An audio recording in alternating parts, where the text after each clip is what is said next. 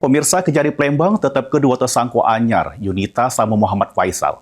Kasus dugaan tidak pidana korupsi belanja bahan-bahan bangunan dan konstruksi rutin Waskim, Dinas Perumahan Rakyat Kawasan Permukiman dan Pertanahan Kota Palembang tahun 2024.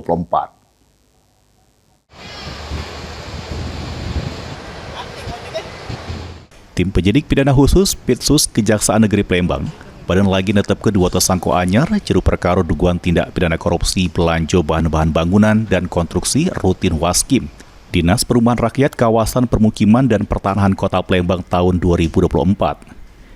Kedua tersangka yakni Yunita sama Muhammad Faisal yang merupakan ASN aktif di Dinas Perkintan Kota Palembang.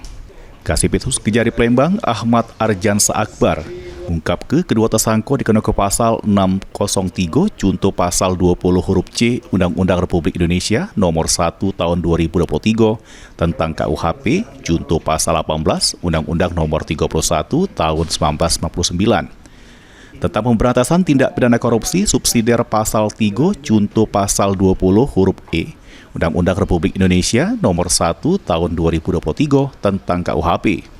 Selanjutnya, kedua tersangka yakni Yunita ditahan di Lapas Perempuan Kelas 2A Palembang. Sedangkan tersangka Muhammad Faisal dilakukan penahanan di Rutan Kelas 1A Pakjo Palembang selama 20 hari ke depan.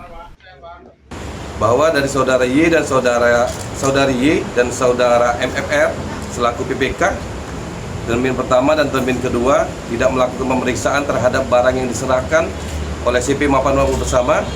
Berdasarkan perhitungan ahli juga, keuangan negara, terdapat kerugian uang negara dalam kegiatan tersebut sebesar Rp1.686.574.440. Bahwa pada tahap penyidikan ditemukan fakta terkait aliran dana kepada saudari Y dan saudara MFR.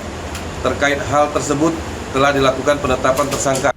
Heru Wahyudi, PAL TV.